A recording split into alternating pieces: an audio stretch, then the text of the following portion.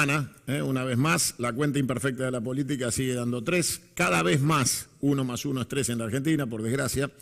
y obviamente inmersos en una catástrofe como es el caso de Logan, que también tiene implicancias desde lo que significa la política, porque estamos en una situación muy delicada donde tenemos a alguien en la Casa de Gobierno que oportunamente dijo que estaba bien vender órganos y niños. Ahora nos falta un niño y no sabemos si fue por tráfico de órganos. Con lo cual, la sociedad argentina sufre y sangra situaciones que duelen profundo. Pero claro, hoy estamos inmersos en este tema puntual y se hizo carne una vez más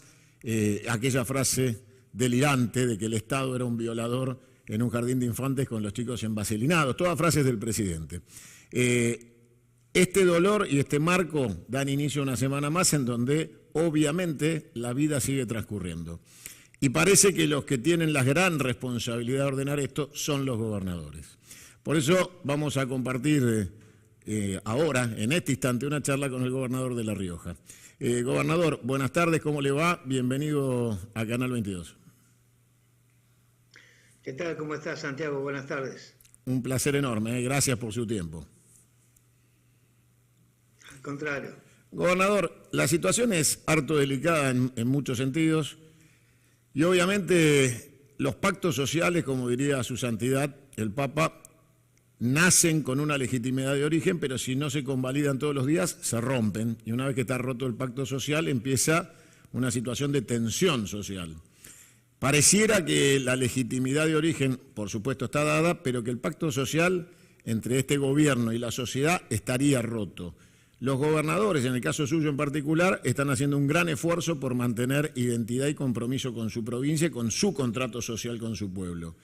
¿Cómo es la relación con el gobierno nacional desde su posición? Bueno, primero, buenas tardes para todos. La verdad que la relación con el gobierno nacional es nula. No tengo vínculo, no tengo relación con ellos por las diferencias sustanciales que tenemos, ¿no? Tanto es así que fui convocado hace 15 días aproximadamente a firmar un acuerdo con la Nación con respecto a la obra de la provincia, donde la Nación en forma unilateral decidió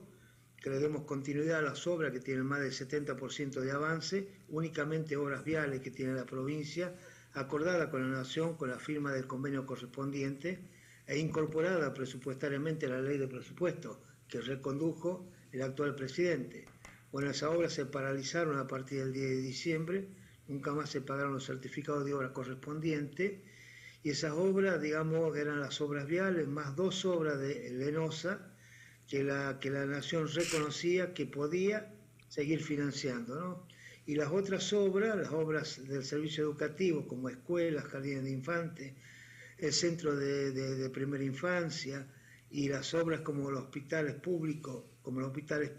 y las viviendas, no se tiene que hacer cargo de la provincia de La Rioja y otras obras que son menores. Bueno, como fue una decisión unilateral del presidente o de su gobierno, bueno, nosotros no podíamos decir absolutamente nada, pero fui convocado para firmar el convenio y misteriosamente el mismo día lunes me comunican que se había prorrogado la firma del convenio. Pero firmaron el convenio el gobernador Jaldo, el gobernador Jalil y el gobernador Sáenz, que junto a ellos 3 estaba yo también, éramos 4 gobernadores. Bueno, me sustituyeron por el gobernador de Córdoba, que casualmente lo encuentro en el hotel, lo saludo, ¿qué tal Martín? ¿Cómo está? ¿Cómo están tus cosas? Conversando, dice, me voy gitano porque me voy a firmar el convenio que me convocaron anoche, dice, de obras públicas. Así que, bueno, me sustituyeron, pero bueno, no importa. De todas maneras, ellos unilateralmente decidieron cuáles son las obras que pueden continuar, que creo que van a continuar, y el resto, bueno, pero la posición nuestra con respecto a la situación del país, de su gobierno y de su actitud ante la sociedad, va a seguir siendo la misma de siempre, tratando de corregir las cosas que se puedan corregir y de criticar y marcar las diferencias sustanciales que tenemos en cuanto a la forma de gobernar y a la forma de comunicarse con nuestra gente. Ahora, el Norte Grande necesita de una unidad de los gobernadores. Ustedes tienen diferencias profundas con aquellos que han firmado, o sea, los que firman prefieren someterse al maltrato y aceptarlo como una condición inexorable e inevitable, o por qué Quintela dice no, yo en estas condiciones no, y el resto dice que sí? ¿Qué es lo que pasa? Yo no me animo a opinar sobre la decisión de los gobernadores. Se tienen que hacer cargo, cada uno de nosotros nos tenemos que hacer cargo de las decisiones que tomamos. En el caso particular nuestro no nos interesa, digamos, este tipo de conversaciones, nos interesa, digamos, que el gobierno para todas las provincias argentinas, que es su responsabilidad. La nación argentina está compuesta por las 23 provincias y la capital federal, por lo tanto, su responsabilidad es administrar los fondos que provienen de los impuestos que las provincias le delegamos a la nación para que los cobre y distribuya parte de esos recursos a través del sistema de coparticipación y el resto de los recursos que pueda afrontar, digamos, los compromisos de la nación contraídos con convenios multilaterales o bilaterales, pero fundamentalmente que pueda diseñar programas como el financiamiento de la obra pública, como el financiamiento de algunos servicios, como los subsidios, que es un instrumento que el peronismo lo aplica para generarle accesibilidad a gran parte de nuestra sociedad, que sin esos subsidios se le dificulta muchísimo poder acceder a los mismos. Por lo tanto, digamos, considero básicamente que tiene que rever su política el presidente para tratar de contener y de dar respuesta al conjunto de las provincias argentinas, sea del signo partidario que sea. Ahora, gobernador, usted entró solo en un tema que particularmente me apasiona y me define. Yo soy confederado, yo no soy republicano, tengo una visión confederal de la Argentina, y esto de la ley de coparticipación, de alguna manera, es la desgracia de la Argentina. Primero que está vencida esa ley, es una ley que se prorroga por el efecto fáctico de su aplicación, pero que tiene ya vencimiento hace mucho tiempo, y que de alguna manera es el instrumento de saqueo de los gobernadores. Hoy el presidente tiene una chequera con la plata que ustedes le delegan, y esa plata no vuelve a las provincias, no vuelve ni en obra pública, no vuelve en financiamiento, no vuelve en perspectiva de desarrollo sustentable, no vuelve en explotación de recursos compartidos. El Estado Nacional, por decisión de la Constitución Nacional, le deja los derechos de aduana de los derechos de las provincias al Estado Central, y valga el absurdo, el Estado Central es el único que no produce nada, es solamente el centro administrativo, con lo cual no genera ni aceituna, ni manzana, ni litio, no genera nada el Estado Nacional, pero es el que le dice a usted, gobernador, con cuánto va a contar o no para seguir las obras públicas. Es difícil así. Así es. La verdad que, digamos, la Constitución dice claramente que la República Argentina asume para sí el sistema representativo, republicano y federal. Y la verdad que de federal, digamos, tiene muy poco, porque la verdad no pueden crecer las provincias al mismo ritmo que el país central, digamos, que el centro del país. Y lo que estamos procurando, tanto las provincias del norte grande, como las provincias patagónicas, tener un trato equitativo que permita que el crecimiento y el desarrollo sea un poco más armónico. Porque nuestra gente necesita, digamos, tener oportunidades, posibilidades similares, no digo iguales, similares a las que tiene el centro del país. Y para eso se requieren, digamos, naturalmente, recursos que nos permitan desarrollar nuestra provincia en materia de obras públicas, en materia de caminos, de escuelas, de hospitales y de agrícola, ganadero, industrial, que somos una de las provincias, junto con Catamarca, las provincias más importantes, que ha generado un polo textil más importante de Sudamérica. Entonces, todas esas cosas, digamos, que no se conocen en Capital Federal, que La Rioja es la primera exportadora de aceite de oliva, tampoco se conoce, y que La Rioja es la tercera exportadora de vino, como así también la primera exportadora de aceituna de mesa. Entonces, son cosas que nosotros tenemos que estimular a todo el sector productivo, facilitándole las posibilidades para que puedan seguir produciendo, cosas que hasta el momento no se puede dar porque no tenemos las obras de infraestructura, y por otro lado tenemos una situación muy particular, que somos electrodependientes, dependemos de la energía para poder sacar el agua que va a regar las plantas que van a producir, o para cualquier actividad que se necesite el vital elemento. Y nosotros, para tener ese vital elemento, recurrimos a las perforaciones donde sacamos el agua de hasta 250 metros de profundidad, no solamente para la producción, sino principalmente para el consumo humano y animal también, lo que hace, digamos, que perdamos competitividad, porque nosotros, máxime ahora, digamos, con los tarifazos que hubo acá en la provincia, cosa que no se aplica en la provincia, pero que si actualmente tenemos dificultades para ser competitivos, se imaginan si aplico ese tarifazo, prácticamente los productores tienen que cerrar, digamos, su producción y apagar la luz e irse y dejar que las fincas se sequen. Los industriales cerrar todas sus persianas también a las industrias, las pocas que nos quedaron, porque hay 6 que se nos fueron. También el tema de los comercios, la mayoría cerraría su comercio porque no pueden sostener alquiler, pago de impuestos, pago de tasas, impuestos provinciales, nacionales, es decir, toda una situación dificilísima para el esquema productivo y la economía de nuestras provincias, y también dificilísimo para la vida de la sociedad en general, ¿no? Usted, gobernador, se animó a buscar alternativas dentro del marco económico financiero y lanzó su propia estrategia para soportar este ajuste que yo defino como un ajuste criminal de transferencia de la renta, que para mí no es un error, es exprofeso. El presidente ha confesado que es el topo que viene a destruir el Estado, dicen los abogados a confesión de parte, relevo de prueba, y efectivamente se ven los daños de esto de destruir el Estado. Ahora, este esfuerzo que usted hace por mantener a los productores vivos, el gobierno se encarga de aniquilarlos. Entonces, este juego de sustentabilidad de su proyecto provincial se ve permanentemente hackeado, y si la ley que está en el Congreso, que desgraciadamente ha conseguido volver a diputados para tener una definición, esperemos que no la tenga, da superpoderes al presidente, una vez más, ¿no? Dentro de este marco de delegación de poderes que es inconstitucional absolutamente. ¿Cómo cree usted que se va a desarrollar el futuro inmediato si hasta acá con el DNU vigente, que la Corte no derogó, se llevó adelante esta política de saqueo bestial en 6 meses, destrucción del aparato productivo? Cada vez que se cierra una fábrica, usted, gobernador, lo sabe, cuesta 30 años armar una línea de montaje y 30 minutos desarmarla. Entonces, ¿cómo cree usted que puede producirse la no relación que usted tiene con el gobierno, con un presidente que va a tener una virome discrecional en materia económica? Y bueno, va a ser mucho más difícil. Lamentablemente, digamos,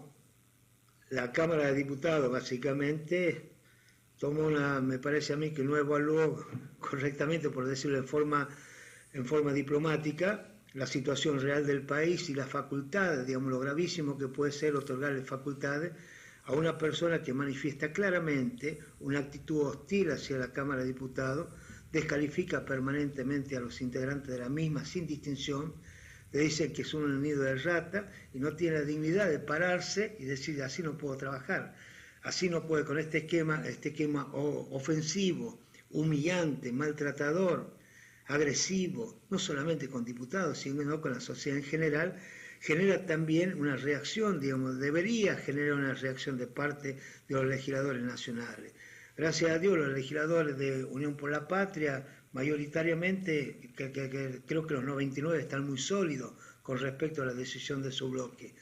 Y el resto de los diputados, fundamentalmente los de origen peronista, entre comillas, tendrían que pararse al frente y decirle: bueno, nuestra dignidad vale mucho más que cualquier cosa, por lo menos ser digno al momento de tomar una decisión. Esto es lo que estamos planteando. Evalúen las cosas, analícenlas racionalmente, véanlas legalmente y vean ustedes si a un hombre esta característica, en las condiciones que está gobernando el país, cómo se manifiesta el tema de las relaciones internacionales, cómo la está destruyendo de uno a uno. Es decir, se junta con la peor estofa de cada una de las naciones. Son con la gente que no tiene escrúpulos y la gente y son funcionales a un esquema ultraderechista, digamos, que no trepida, digamos, inclusive en producir genocidios sociales. Entonces, lo que estamos procurando, por lo menos, que tomen conciencia de eso y que analicen de este tema del otorgamiento de facultades al presidente, porque a presidentes normales, aún de signo contrario a lo nuestro, uno sabe que pueden excederse en esas facultades, pero siempre va a estar dentro del marco de lo racional, de lo razonable, aplicando sus políticas, aplicando su mirada, pero dentro de lo razonable. Ahora, este hombre sale para cualquier lado, lo que menos sabe o lo que menos experiencia tiene es gobernar un país. Cuando la gente vota a un presidente, cuando la gente vota a un gobernador o a un intendente, es para que le mejore las condiciones de vida o por lo menos no se las perjudique. Este hombre, desde que asumió el poder, todas las medidas fueron en contra de la sociedad y es necesario, es imprescindible que la sociedad tome conciencia de esto, independientemente de los errores que podemos haber cometido nosotros o de las decisiones equivocadas que se pueden haber tomado. Pero es necesario que tome conciencia que con este hombre, que no recibe a los gobernadores, primera vez que recibió en 7 meses a 4 gobernadores con el solo objeto de tener como contrapartida la consecución de los votos de sus diputados, cosa que lo tendrá de alguno, no de todo. De todas maneras, lo que es importante para mí, forma de ver, y discúlpame lo extenso del análisis, es generar un pilar fundamental de resistencia, un bloque de resistencia ante el embate y ante las políticas de este presidente y de su gabinete. Y tratar lo posible, digamos, de que se acumule, digamos, mayor poder en este núcleo de resistencia que permita ir avanzando sobre el conjunto de la sociedad para ganar consenso y también paralelamente establecer claramente un programa, un proyecto, no solamente que sea alternativo, sino que genere expectativa en la sociedad y que volvamos a recuperar la capacidad que tuvimos de persuadir, de convencer a la gente, la capacidad que supimos tener de enamorar o de seducir a nuestra sociedad. Creo que nos está faltando. Creíamos que todo se daba, se naturalizaba, que nosotros teníamos que ser competitivos sin ser competitivos. Es la verdad, y creo que tenemos que generar nuevas propuestas, nuevas ideas, nuevas figuras, nuevas caras, digamos, que se paren. Nosotros ya estamos en una etapa final de nuestra vida política y tal vez la vida terrenal, pero sí hay jóvenes nuevos, con mucha fuerza, con convicciones muy claras, muy firmes, con la mirada en función del futuro de la República Argentina, muy puntual y muy claro, muy conciso y muy entendible y viable para que la gente de la sociedad lo entienda y lo comprenda cómo a un país se lo puede desarrollar y se lo puede sacar adelante, cómo se reactivan las distintas líneas de la economía de un país, cómo tenés que estimular el esquema productivo, cómo tenés que estimular el esquema industrial, cómo tenés que defender la industria nacional y el trabajo nacional. Son cosas que tenemos que, como presidente de un país, lo tiene que hacer, lo tiene que estimular y tiene que dictar políticas que permiten que aquellas provincias que tienen situaciones desventajosas, digamos, en términos digamos, de crecimiento y desarrollo, tener políticas que permitan, por lo menos, digamos, ser equitativo, no igualitario en la instrumentación de políticas públicas, que las cosas que nosotros, o que yo le dije cuando la única reunión que tuvimos con él, donde le dije, presidente, todos queremos ayudarlo, cuando no lo creíamos que el comportamiento de la campaña pasaba, tenía que asumir la responsabilidad que le había conferido la sociedad de que presida la República Argentina, pero tenía las mismas actitudes. No hay plata, no se puede hablar, son todos miserables, es decir, es muy difícil entablar un diálogo respetuoso con este señor que permita, digamos, ponernos de acuerdo mínimamente en cuál es la ruta que tenemos que transitar cada uno, por más que él transite por una derecha, con la cual no estamos de acuerdo, y nosotros transitemos por otro margen que nos permite tener un mayor contenido social en nuestras propuestas, porque el objetivo nuestro fundamentalmente es trabajar por la gente, por el ser humano, por la persona de carne y hueso que sufre con las medidas que toma este presidente, ¿no? Por supuesto, ¿no? Le confirmo que tiene todo el tiempo del mundo para desarrollar ideas. Acá no hay limitaciones de ningún tipo y al contrario, es bueno que la gente lo escuche. Es muy importante que la gente escuche un gobernador que es disidente de estas políticas y que plantea alternativas, porque aparte hay un vacío de conducción de oposición, así que se necesita saber que existe un gobernador que pueda hablarle a la gente, que es lo que está haciendo usted ahora, y que la gente perciba otras voces. Así que extiéndase con todo el tiempo que necesite. La pregunta es, este presidente ha incurrido en faltas graves en muy poco tiempo. Nosotros hemos desarrollado la presentación del pedido de juicio político, hemos juntado firmas para avalarlo, lo seguimos haciendo. Y yo en algún momento pude escuchar o existió el rumor de que usted estaba pensando en la posibilidad de presentar un pedido de juicio político que hasta ahora no ha firmado ningún legislador nacional, ni de La Rioja ni de ningún lado. Ni senadores ni diputados nacionales han acompañado el pedido de juicio político. Pero suponer que se puede venir a blanquear dinero siendo extranjero, por ejemplo, o que se pueden vender todas las tierras ilimitadamente de la Argentina,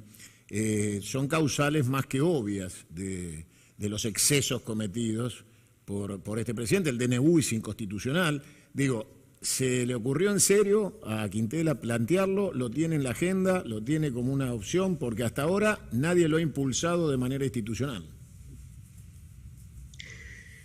Claro que sí, la conducta de él, una conducta indecorosa, impropia de un presidente. Digamos, las atribuciones que se toman son propias de un presidente de la nación, porque el presidente debe saber que él administra los intereses y los recursos que no le son propios. Por lo tanto, tiene que rendir cuenta a una sociedad de los recursos que dispone, digamos, sin que la sociedad vea que lo está haciendo en función de la búsqueda de algún beneficio para nuestra república. Y eso se hace cuando uno viaja oficialmente a entrevistarse con presidentes, a entrevistarse con reyes o a entrevistarse con primeros ministros a los efectos de entablar relaciones diplomáticas y fundamentalmente relaciones comerciales y buscar permanentemente que beneficien a nuestro país a través de distintos sistemas, y uno de ellos es el crediticio, pero no para condicionarnos, sino para estimularnos y ayudarnos y tener como contrapartida la reciprocidad de nuestro país con respecto a lo que nosotros producimos, podemos brindarle al mundo entero. Todas esas excentricidades que él comete, toda esa falta de respeto que tiene ante la sociedad, toda esa agresividad que tiene en su mensaje ante la sociedad, creo que es atendible como para que se pueda evaluar y analizar la presentación de lo que tú dices del juicio político. Pero por otro lado también creemos que es necesario que la sociedad tenga un tiempo prudencial para que se dé cuenta de que independientemente de cómo, reitero, de cómo hayamos gobernado nosotros, o el gobierno de Macri, o el gobierno de la Rúa, o el gobierno del doctor Ricardo Alfonsín, o de Carlos Menem, cualquiera de Néstor Kirchner, de Cristina Kirchner, cualquiera de esos gobiernos, ellos saben, digamos, que fue un gobierno previsible, que podemos estar de acuerdo o no estar de acuerdo, pero la imprevisibilidad de este hombre, que puede salir disparado para cualquier lado, es lo que te genera una inseguridad en cuanto a la responsabilidad que nos toca administrar nuestra provincia. En el caso particular nuestro, te vuelvo a reiterar, tenemos serias dificultades, no solamente con el tema de la obra pública, sino con los recursos, porque nuestra provincia también ha sido una provincia que se le ha saqueado en su momento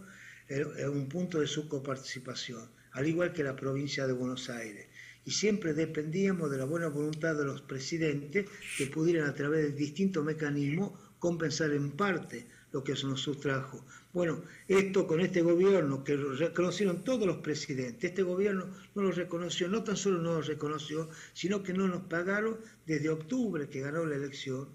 Por pedido de él, del presidente, no se sancionó el nuevo presupuesto, y por pedido del actual presidente, a Massa y a Alberto Fernández, digamos, y al expresidente Fernández, para que no tocaran la caja, no nos pagaron de octubre, noviembre, diciembre, enero, febrero, marzo, abril, mayo y junio, que está por vencer, se está por vencer, julio vence el 5 de julio. Es decir, todos esos meses para nosotros nos genera un gravísimo perjuicio. Si a eso le sumás lo que nos sucedió a todos los gobernadores, que es por ahí lo que yo no entiendo de ellos, que nos quitaron el fondo de incentivo docente, nos quitaron el fondo compensador del salario docente, nos quitaron el subsidio del transporte, nos quitaron el subsidio a la energía, nos quitaron la copa de leche escolar, la copa escolar, nos quitaron los comedores escolares, nos paralizaron la obra pública. A eso suma el 118% de evaluación, que produjo una caída estrepitosa de vastos sectores de nuestra sociedad por debajo de la línea de pobreza. Si a eso le suma el incremento del combustible,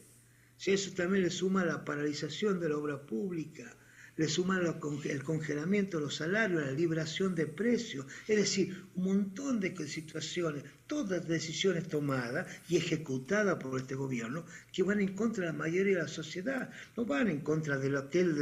definía la casta, al contrario, la casta es lo que está tomando estas decisiones para quedarse con el país. Detestan el Estado, pero se quieren quedar con el Estado, se quieren quedar con aerolíneas, se quieren quedar con la mineralogía del país, con el sector hidrocarbonífero del país, se quieren quedar con los ríos, se quieren quedar con las tierras, se quieren quedar con todo, porque quienes se van a quedar con eso son sus amigos, o sus representantes, o sus mandatarios. No es el mandatario, no son los mandatarios de ellos, el pueblo de la República Argentina. Entonces yo creo que si soy demasiado agresivo, pido disculpas a la sociedad, pero yo creo que hay que poner las cosas blanco sobre negro, los grises no sirven. Y si no, que lo discutamos, lo debatamos en función de cosas concretas, las cosas lo que él ejecutó hasta ahora. Un DNU que es absolutamente inconstitucional, que hicimos la presentación, yo fui el primero que presentó ante la Corte de Justicia, ante la Corte Suprema de Justicia. ¿Qué me contestó la Corte? Que no había un caso puntual para que lo analizara. Está a la vista que es inconstitucional, que avasalla un montón de artículos de la Constitución y modifica muchas leyes también, y se atribuye, se arroga para sí facultades que no le son propias. Por lo tanto, solamente el arrogarse facultades que no le